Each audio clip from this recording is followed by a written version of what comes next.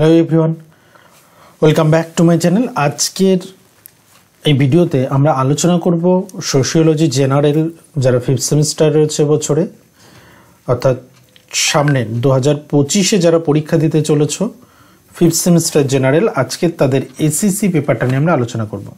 দেখো, অলরেডি আমরা দুটি পেপার আলোচনা করেছি। ডিএসসি পেপার জেনারেলে যাদের ডিএসসি আছে তারা আশা করছি অলরেডি দেখে নিয়েছো। দুটো ডিএসসির দুটো পার্টই কিন্তু আলোচনা হয়ে গেছে। আর আজকের এই ভিডিওতে আমরা আলোচনা করব ACCA1 technique of social research. Okay, আর এই ভিডিওতে আমরা আলোচনা করব ওভারঅল একটা সাজেস্টিভ কোশ্চেন নিয়ে, যে কোশ্চেনগুলোর ওপর এবছরে ফোকাস করতে পারো। এবং পরবর্তীতে এই টোটাল আমাদের যে আজকের আলোচনা তার উপরে বেশ কিছু short question, last time suggestion, এই সমস্ত কিছু আপলোড হবে, তোমরা দেখে নিতে পারবে আমাদের চ্যানেল থেকে। কিন্তু তার আগে একটা রিকোয়েস্ট, যে আমরা এটা কিন্তু রেখেছি শুধুমাত্র আমাদের যারা অনলি সোশিওলজি ফ্যান ক্লাব, যে আমরা একটা গ্রুপ তৈরি করেছি তার সদস্য যারা হবে শুধুমাত্র তাদের জন্যই। সেটা তোমাদের আমাদের ইউটিউব চ্যানেলের পাশেই সাবস্ক্রাইব বাটনের পাশেই দেখবে একটা জয়েন বাটন আছে।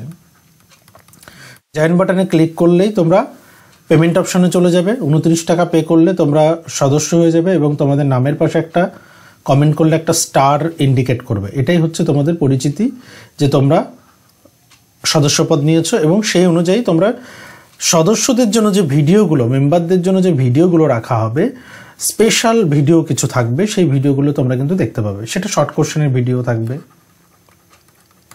এবং বেশ কিছু বড় কোশ্চেনের বেশ কিছু টপিক নিয়ে কিন্তু আলোচনা হবে, সেগুলো কিন্তু প্যারালালি দেখতে পারবে। ওকে, তো এই 29 টাকা পে করে আশা করছি তোমরা সদস্যপদ নেবে, কারণ অলরেডি গত ভিডিওর পরিপ্রেক্ষিতে কিন্তু 50+ সদস্যপদ অলরেডি হয়ে গেছে। অলরেডি সদস্য কিন্তু আমাদের এখন 60+ হচ্ছে, আজকের আপডেট 60+।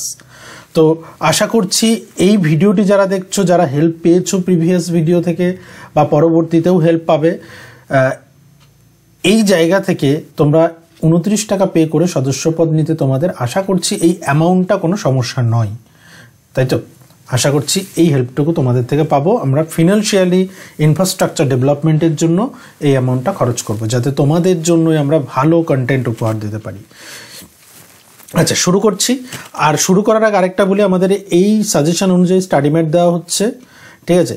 এখন এই মুহূর্তে তো লাইভ ক্লাস সম্ভব নয়, লাইভ ক্লাস পাবে না, শুধুমাত্র স্টাডি ম্যাট পাবে। স্টাডি মেটেরিয়ালস এখনও যারা কোনো জায়গা থেকে কালেক্ট করনি বা প্রয়োজন রয়েছে, এই নম্বরে হোয়াটসঅ্যাপ করবে, বাকি ডিটেলস বলে দেওয়া হবে। প্রথম প্রশ্নে চলে আসি আমরা 15 মার্কের। নমুনা চয়নের বৈশিষ্ট্যাবলী কী কী? দেখো, নমুনা চয়নের বৈশিষ্ট্যাবলী, এবং এখানে নমুনার দুটি প্রকার আছে, একটা হচ্ছে সম্ভাবনা নির্ভর আর একটা হচ্ছে সম্ভাবনা অনির্ভর। সম্ভাবনা নির্ভর, সম্ভাবনা অনির্ভর, এই দুটি পার্ট কিন্তু একসঙ্গেও আসতে পারে, সেই কারণে আমি দুটি পার্টই দিয়ে রাখলাম। তবে আমি বেশি ফোকাস করতে বলবো সম্ভাবনা নির্ভর নমুনা চয়নটিকে।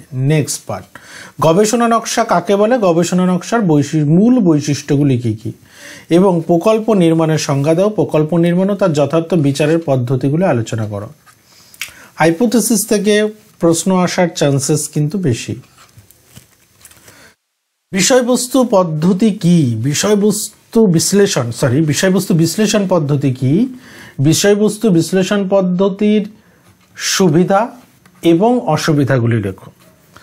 তো সেক্ষেত্রে এই পার্টটা অনেক সময় টিকা হিসেবেও কিন্তু আসতে পারে। যদি টিকা হিসেবে আসে তাহলে সেটা 6 মার্কে, এই 5 মার্কের আসবে, ঠিক আছে? চলো নেক্সট পার্টে, পরিযোজনা প্রতিবেদন, সামাজিক গবেষণায় প্রতিবেদন কিভাবে লেখা হয়।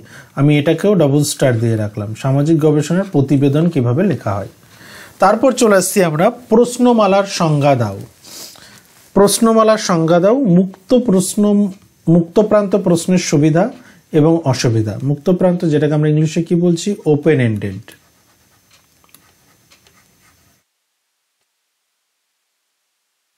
তথ্যসূত্র কাকে বলে, যথার্থ মুদ্রিত রচনার গৌণ তথ্যসূত্র কিভাবে অধ্যয়ন বা পুনর্মূল্যায়ন করা হয়। এবং এখানে আরেকটা শর্ট কোশ্চেনের জন্য আরেকটা পার্ট দেখে রাখতে হবে, যে প্রাথমিক তথ্য কি, মানে এখানে প্রাইমারি ডেটা, সেকেন্ডারি ডেটা, দুটোই পড়তে হবে। সংকেতায়ন বলতে কি বোঝো? তথ্য লিপিবদ্ধকরণের বিভিন্ন পদ্ধতিগুলি কি কি? সংগঠিত প্রতিবেদনের উপর একটি টিকা লেখো, এটাকেও ডাবল স্টার দিলাম। তপশিল কি? প্রশ্ন ও তপশিলের পার্থক্য লেখো।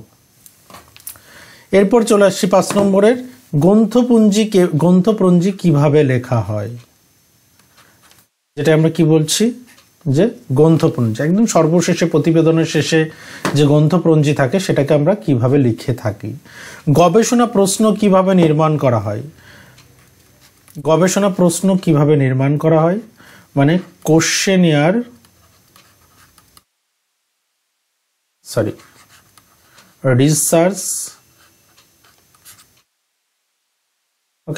Research question. গৌণ তথ্য সংগ্রহের উপায়গুলি কি কি? মানে সেকেন্ডারি ডেটা।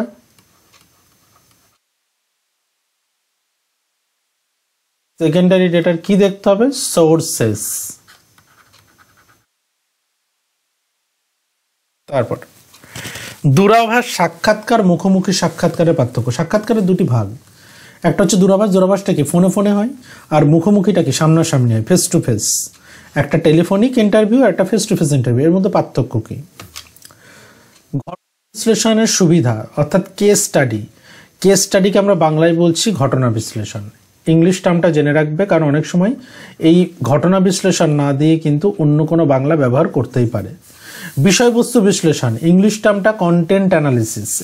কন্টেন্ট অ্যানালিসিস পদ্ধতির সুবিধা, এটাও কিন্তু একইভাবে বলবো যে ইংলিশ টার্মটা একটু জেনে রাখবে এগুলো, কারণ এগুলোর বাংলা কিন্তু ডিফারেন্ট বাংলা ব্যবহার করতেই পারেন প্রশ্নে। সাক্ষাৎকার পদ্ধতির সীমাবদ্ধতা। সাক্ষাৎকার কি? বাংলায় সাক্ষাৎকার, ইংলিশে কি বলে থাকি আমরা? ইন্টারভিউ।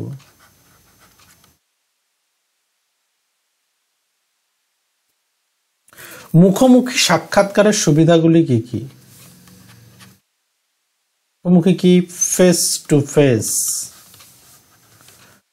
To face interview. তারপর নেক্সট পার্টে আসছি আমরা সরল পক্ষপাতীর নমুনা চয়ন। নমুনা চয়নের ভাগ, আমি নমুনা চয়নের ভাগের মধ্যে স্পেসিফিক্যালি নন প্রবাবিলিটিটা বেশি করে পড়তে বলবো। সম্ভাবনা অনির্ভরের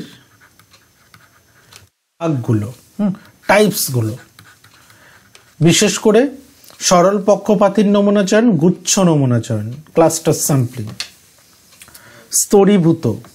স্তরীভূত নমুনায়ন। সংকেতায়ন কি? কোডিং বলতে কি বোঝো?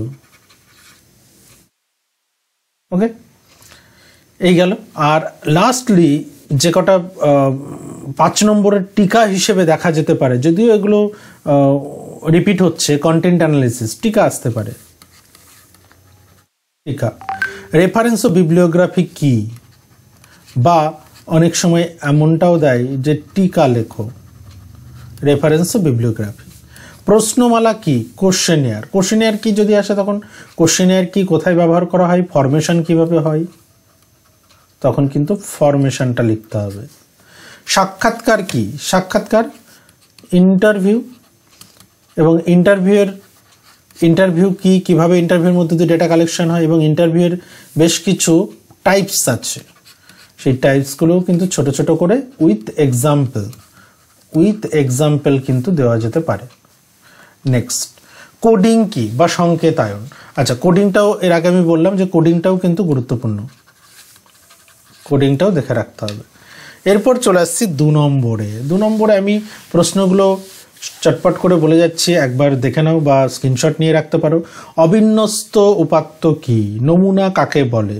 গ্রন্থ সহায়ক গ্রন্থাবলীর সূচিতের মধ্যে একটা পার্থক্য, যেগুলো গোল দিচ্ছে সেগুলো বেশি গুরুত্ব দেবে। গবেষণার একক কি?